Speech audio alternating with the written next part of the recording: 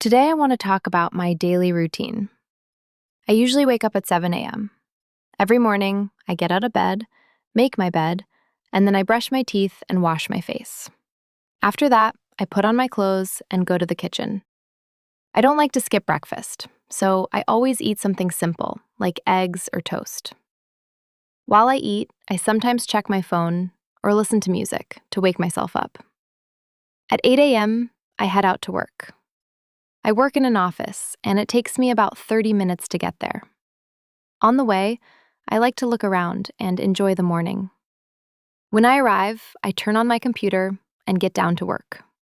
I answer emails, talk to my colleagues, and try to keep up with my tasks.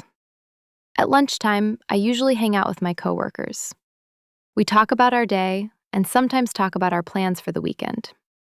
After work, I go back home feeling a little tired but happy. In the evening, I like to relax. I might work out, watch a movie, or catch up on my favorite TV shows.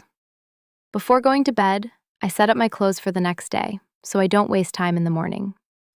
Finally, I lie down, think about my day, and fall asleep around 11 p.m. This is my daily routine. It may be simple, but it helps me stay organized and feel calm every day.